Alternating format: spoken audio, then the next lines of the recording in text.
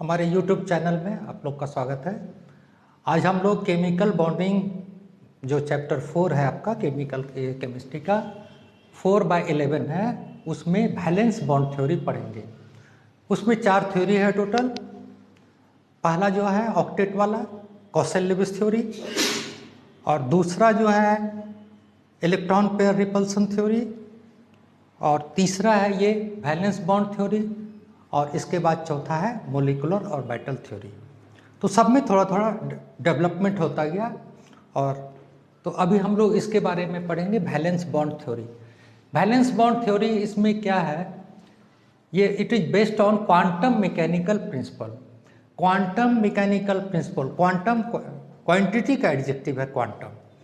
तो quantum mechanical principle का मतलब हो गया कि 4 जो फोर्स हैं, जो इलेक्ट्रॉन पर 4 तरह के फोर्स लगते हैं। पहला एजीमुथल क्वांटम नंबर, एजीमुथल जो है वो होता है स्पिन वाला, ये जिस सेल में है उसका एनर्जी होता है। उसके बाद ऑर्बिटल वाला एनर्जी होता है जिसको एजीमुथल बोलते हैं। और उसके बाद मैग्नेटिक फील्ड भी है सभी, तो वहाँ मैग्नेटिक जो फोर्स लगता है, मैग्नेटिक एनर्जी वो होगा। और लास्ट में जो है जो स्पिन करता है इलेक्ट्रॉन एक पॉजिटिव डायरेक्शन में और निगेटिव, तो ये चार तरह के एनर्जी उस पर काम करते हैं, 4 तरह के फोर्स लगते हैं इलेक्ट्रॉन पर। तो उस चारों को कैलकुलेट करके उसके बाद फिर उसका जो मूवमेंट, इलेक्ट्रॉन किधर मूव करेगा या किसके साथ पेयर बनाएगा, अगर पेयर बन गया बॉन्डिंग तो वो किस ओर डाइवर्ट होगा, इसका स्टडी किया गया। तो इसीलिए इसको based on quantum mechanical principle बोलते हैं। इसमें अभी एक तो हाइड्रोजन का सिर्फ एग्जाम्पल दिया गया है H2 का, इसमें कि देखिए पहले तो H अकेला था, हाइड्रोजन एक एटम है, उसमें एक इलेक्ट्रॉन है और एक प्रोटॉन है। ये वाला इस कलर से दिया गया है, रेड कलर से, ये न्यूक्लियस है और एक इलेक्ट्रॉन। अब जो दूसरा हाइड्रोजन का जो एटम पास में आया जिसको पीला रंग से दिखलाए हैं, इसमें देखिए एक एटम न्यूक्लियस है और दूसरा इलेक्ट्रॉन है। अब ये चारों का एक दूसरे पर फोर्स लगेगा। पहले सिर्फ 2 पर लगता था, एक इलेक्ट्रॉन और एक न्यूक्लियस जो एक एटम में थे। और अब चारों का एक दूसरे पर फोर्स लगेगा।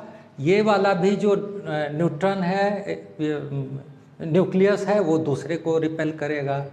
और ये न्यूक्लियस जो है उसको पहला वाले को भी इलेक्ट्रॉन को अट्रैक्ट करेगा, इसका तो अट्रैक्शन था ही। तो ये सब जो 4 तरह के चारों जो फोर्स लगा रहे हैं, तो ओवरऑल फोर्स क्या होगा, ओवरऑल जो न्यू फोर्सेस हैं वो अट्रैक्टिव फोर्स होगा, तभी जो है मोलिक्यूल बनेगा। तो इसलिए यहाँ पर क्या लिखा है, magnitude of new attractive force, जो नया फोर्स बना attractive force is more than new repulsive force. जो न्यू रिपल्सिव फोर्स अब बना है उससे ज़्यादा है, तभी ये H2 हाइड्रोजन जो है मॉलिक्यूल बनेगा। इसमें तीसरा पॉइंट है इस वैलेंस बॉन्ड थ्योरी में कि यहाँ ओवरलैपिंग ऑफ ऑर्बिटल्स होगा, और ओवरलैपिंग ऑफ ऑर्बिटल्स होगा ये, और तभी जो है ये बॉन्ड बनेगा। तो ओवरलैपिंग ऑफ ऑर्बिटल्स जो है वो किसके किसके बीच में होगा, एक तो सेम फेज में होगा, सेम ओरिएंटेशन होगा और सिमिलर एनर्जी लेवल होगा, तभी ये ओरिएंटेशन होगा, ये ओवरलैपिंग होगा। कैसे होगा देखिए, ये जो है पी ऑर्बिटल है, एक पीजेड दोनों का सेम ये है, सेम फेज सेम है। यहाँ प्लस इसका है तो इसका भी प्लस वाला पोर्शन सामने आएगा, तभी वो जो है ऑर्बिटल इसका जो है सेम फेज हुआ। जबकि इलेक्ट्रॉन में क्या होता है, सेम प्लस और माइनस, दोनों माइनस आएगा तो रिपल्सन होगा। लेकिन यहाँ पर उल्टा है, यहाँ पे इसका पॉजिटिव और इसका जो पॉजिटिव ये दोनों साथ में आएगा, नेगेटिव पोर्शन दूर होगा, तभी जो है इसका फेज सेम हुआ और तभी ओवरलैपिंग होगा। दूसरी बात है सेम ओरिएंटेशन का मतलब ये डायरेक्शन, जैसे इसका ये डायरेक्शन है और अगर ये दूसरा वाला जो है अगर ऐसे इस तरह से डायरेक्शन होता है तो उसमें ओवरलैपिंग जो है वो नहीं होता। तीसरा है सिमिलर एनर्जी लेवल, यहाँ सेम नहीं लिखा गया, same phase same orientation but similar, मिलता जुलता एनर्जी लेवल दोनों का होगा, तो वहाँ पर जो है ओवरलैपिंग होगा। इसके बाद फोर्थ पॉइंट इसमें है energy changes during bond formation. जब भी बॉन्ड फॉर्मेशन होगा तो एनर्जी चेंज होगा। हाइब्रिडाइजेशन में भी इसको बढ़िया से एक्सप्लेन किया गया है कि जब वो इलेक्ट्रॉन एक्साइटेड होगा तो जंप करेगा, तो इसलिए उसका एनर्जी कम होगा, डाउन होगा। तो ये इसको नीचे भी एक्सप्लेन किया गया, energy change during bond formation. इसके बाद इसमें नेक्स्ट पॉइंट है 2 टाइप्स ऑफ बॉन्ड फॉर्मेशन। जो बॉन्ड होंगे वो 2 तरह के होंगे। एक इस तरह से होता है, एक्सिस, सेम एक्सिस में होगा, जिसको सिग्मा बॉन्ड बोलते हैं, और एक इस तरह से होगा जो पैरेलल होगा, उसको पाई बॉन्ड बोलते हैं। इसको जो सेम एक्सिस पर होगा उसको एक्सियल भी बोलते हैं, एक्सियल बॉन्ड या हेड ऑन बॉन्ड जो है, और एंड टू एंड बॉन्ड और योर सिग्मा बॉन्ड। और दूसरा जो है side by side wise bond. Side wise जो है ओवरलैपिंग, इसमें ये जो है साइड वाइज है या पैरेलल है, दोनों पैरेलल, दोनों का एक्सिस देखिए पैरेलल है, तो इसको जो है पाई बॉन्ड बोलते हैं। इसमें axial bond is powerful than pi bond. इसमें ये कमजोर होगा और ये मजबूत होगा, इसलिए वीकर देन सिग्मा बॉन्ड।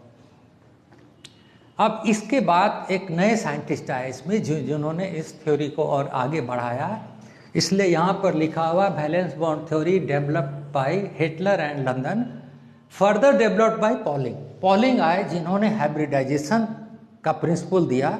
इसने सिर्फ ओवरलैपिंग दिया था, ये हाइब्रिडाइजेशन का दिया इसने पॉली एटॉमिक मॉलिक्यूल में, और इससे सारा स्ट्रक्चर प्रूफ हो गया। जो भी जैसे ट्राइगोनल बाय पिरामिडल है या बेंट स्ट्रक्चर है या और भी कुछ है, टेट्राहेड्रल है, ये सारा इससे प्रूफ हो पाया है, जो कि इसके पहले 2 थ्योरी में नहीं प्रूफ हो पाया था। तो ये बॉन्ड, ये जो हाइब्रिडाइजेशन है, ये 4 तरह के होंगे। एक sp, दूसरा sp2, उसके बाद sp3 है, और sp डी वाले ऑर्बिटल के साथ भी ये सभी। हाइब्रिडाइजेशन का मतलब क्या होता है? जब 2 तरह की चीज़ एक साथ मिलते हैं तो दोनों का कैरेक्टर मिक्स होकर के उसमें निकलता है हाइब्रिड। जैसे आप लोग देखते होंगे कि हाइब्रिड बीज होता है, मेज, मक्का का, धान का हाइब्रिड, दो वैरायटी को क्रॉस करके बनाया जाता है, तो उसमें दोनों का कैरेक्टर आ जाता है, तो उसको हाइब्रिड बोलते हैं। तो यहाँ ऑर्बिटल्स का हाइब्रिडाइजेशन होगा। जैसे s और p ऑर्बिटल मिलेंगे तो उसमें जो ऑर्बिटल जो बनेगा वो उसमें s का कैरेक्टर भी कुछ होगा और p का भी कुछ होगा। कितना होगा ये इस पर डिपेंड करता है। किसी में 25% होगा, किसी में 50% होगा, किसी में 75% होगा। इसको हम लोग यहाँ एक्सप्लेन करेंगे। तो ये हाइब्रिडाइजेशन होता है, लेकिन हाइब्रिडाइजेशन के बाद ऐसा नहीं है कि ऑर्बिटल घट जाएगा। 2 में हाइब्रिडाइजेशन हुआ तो 1 बन जाएगा, नहीं, ऑर्बिटल उतना ही रहेगा।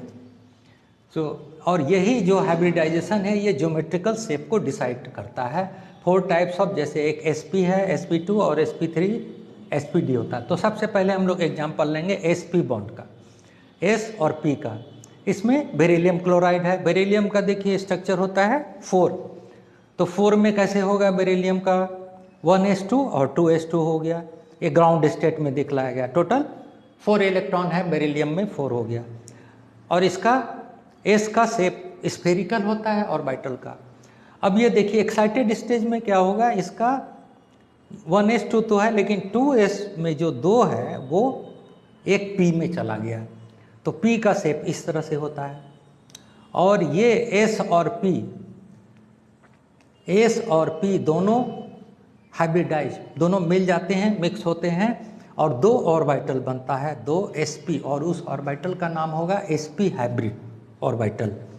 इसमें देखिए दोनों का ये अंदर घुसा हुआ है इस तरह से, ये थोड़ा पोर्शन, और इसमें चूंकि 1 और 1 दोनों मिला है तो 50% कैरेक्टर s ऑर्बिटल का होगा और 50% p का होगा। तो ये पहले हाइब्रिडाइजेशन होगा, उसके बाद बॉन्ड फॉर्मेशन होगा। It is very important. पहले हाइब्रिडाइजेशन होगा, उसके बाद बॉन्ड फॉर्मेशन होगा। तो हाइब्रिडाइजेशन हो गया, अब इसका बॉन्ड फॉर्मेशन होगा। बॉन्ड फॉर्मेशन में ये इस तरह का sp हाइब्रिड है ऑर्बिटल। इसमें क्लोरीन का जो है उसका भी क्योंकि एक इलेक्ट्रॉन उसमें लास्ट में 7 है, तो ये इस तरह से आएगा पास में, और इस तरह से बॉन्ड, ये बॉन्ड फॉर्मेशन हुआ।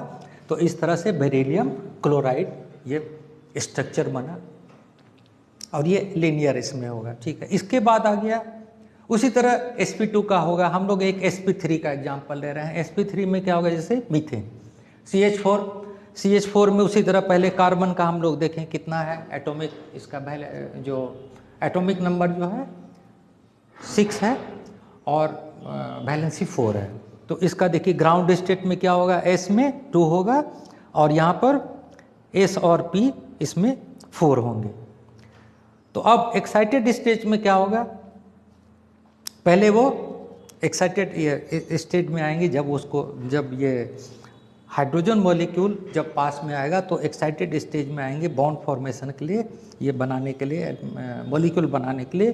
तो ये क्या होता है, यहाँ 2s वाला जो है वो, यहाँ जो 2 था 2s और 2p, ये जंप करके p ऑर्बिटल 3 है, सभी में एक एक चला गया, सभी में एक एक बट गया, 2s और 2p, ये इस तरह से अरेंजमेंट हो गया, ये एक्साइटेड स्टेज में हो गया। तो अभी हमारे पास हो गए एक s ऑर्बिटल और 3 p वाले, तो टोटल 4 ऑर्बिटल हो गए। अब इसमें हाइब्रिडाइजेशन हो गया, तो कैरेक्टर क्या होगा, s वाला 1 है और p वाला 3 है, तो इसमें s का कैरेक्टर 25% होगा और p का 75% होगा। तो ये sp3 हाइब्रिडाइजेशन हुआ और ये मॉलिक्यूल इसका स्ट्रक्चर इस तरह से होगा।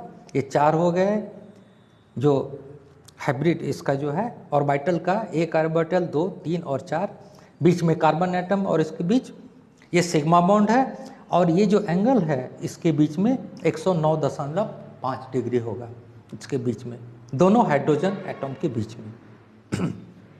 ये प्रूफ हो चुका वहाँ। इसके बाद हम लोग आएंगे sp_d हाइब्रिडाइजेशन में। देखिए क्या होगा, sp_d हाइब्रिडाइजेशन में sp और d तीनों का हाइब्रिडाइजेशन होगा। तो यहाँ हम लोग एग्जांपल ले लेते हैं फॉस्फोरस पेंटाक्लोराइड का, PCl5 या फॉस्फोरस पेंटाफ्लोराइड सेम ही होगा। तो अभी हम लोग फॉस्फोरस पेंटाक्लोराइड का, फॉस्फोरस का देखिए एटॉमिक नंबर 15 है। तो पहला जो ये है उसका सेल, उसमें 2 हो गया, दूसरे वाले में 8 हो गया, 10 हो गया, थर्ड वाला जो सेल है उसमें 5 बचा, 5 है तो उसमें 3 खाली है उसका। ठीक है, तो 5 का कैसे अरेंजमेंट है ये देखिए, 5 जो है इसमें बचा इसमें हम लोग पहले फॉस्फोरस की बात करें तो 5 बचा, तो 3s में 2 होगा और 3p में 3 होगा, s और p इस तरह से 5 है। अब इसके बाद क्या है देखिए, इस वाले में ये है, तो एक्साइटेड स्टेज में क्या होगा, ये s का एक जो है इलेक्ट्रॉन ये चला जाएगा d वाले में। तो अब हमारे पास सभी में एक एक हो गया, s वाले में 1, p वाले में 3 और d वाले में 1। तो इस तरह से ये sp_d ऑर्बिटल हो गया। टोटल जो है ऑर्बिटल कितने हो गए, 1, 3 एंड 1, टोटल 5 ऑर्बिटल हो गए। अब इसमें जो है 5 जगह खाली है, जो 5 इलेक्ट्रॉन आ सकता है। तो इसमें जो है क्लोरीन का 5 उसका यहाँ पर आकर एडजस्ट हो गया, इस तरह से ये दिखलाया हुआ है। तो अब इसके द्वारा जो है इसके स्ट्रक्चर को कैसे एनालाइज किया गया ये देखिए, उन्होंने ज्योमेट्री ये सारा प्रूफ किया, सभी का फोर्स कैलकुलेट किया गया। तो इसका जो है स्ट्रक्चर जो आया ट्राइगोनल बाय पिरामिडल।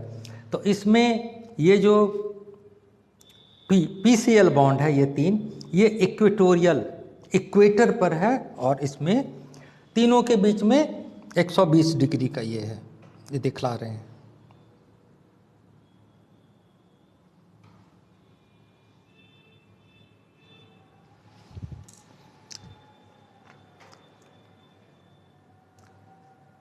इस तरह से ये देखिए, ये जो है फास्फोरस है, इसका 3 क्लोरीन वाले आ गए, तो 3 अरेंज हो गया, तो 360 टोटल 360 डिग्री को बांटिएगा तो 120 डिग्री आएगा। तो इसके बीच 120, इसके बीच 120 और सभी के बीच 120 आया। ये 3 हुआ, PCl बॉन्ड के पास जो है 120 डिग्री का ये हुआ, ये इक्वेटर पर है। अब ये 2 बच गया, एक ये PCl ये वाला, एक ये ऑर्बिटल और एक ये वाला जो है बच गया, ये PCl यहाँ वाला D वाला। तो इसकी एनर्जी थोड़ी कम है और इसकी एनर्जी थोड़ा ज़्यादा है। तो एनर्जी कम और ज़्यादा होने से क्या होगा, इसका एनर्जी थोड़ा ज़्यादा है, चूँकि डी वाला है तो ये इसको आपस में जो इसमें स्ट्रगल हुआ तो ये ऊपर की ओर चला गया, तो इस तरह का। और जिसका कम था ये वाला जो इसका एनर्जी कम था तो ये यहाँ नीचे आ जाएगा, इस तरह से, इस तरह से ये नीचे आ गया। तो इस तरह से ये जो स्ट्रक्चर बन गया, ये इसको यहाँ पर ये देख लीजिए, यहाँ पे किया गया है कि ये 120 डिग्री और ये 90 डिग्री, तो ये जो है इसके बीच 90 डिग्री, ये जो है यहाँ पर 90 डिग्री और इसके बीच भी है 90 डिग्री का ये बना। तो इस तरह से ये ट्राइगोनल बाई पिरामिडल स्ट्रक्चर हो गया, इक्वेटर पर 3 और ये एक एक्सिस के ऊपर और एक बिलो द एक्सिस। तो इस तरह से ट्राइगोनल बाई पिरामिडल जो इसका ज्योमेट्री है वो ये प्रूफ हो गया, एनर्जी लेवल से, क्वांटम मैकेनिकल प्रिंसिपल से सभी का कैलकुलेट किया गया, और ऑलमोस्ट ऑल सारा जो स्ट्रक्चर है, ज्योमेट्री ऑफ मॉलिक्यूल है, वो एक्सप्लेन कर दिया गया है इस वैलेंस बॉन्ड थ्योरी के द्वारा। तो thank you for watching our video. आपको वीडियो कैसा लगा ज़रूर कमेंट कीजिए और अपना सजेशन दीजिए ताकि इसको और इम्प्रूव कर सके और आप लोग इससे ज़्यादा से ज़्यादा फ़ायदा उठा सकें। Thank you.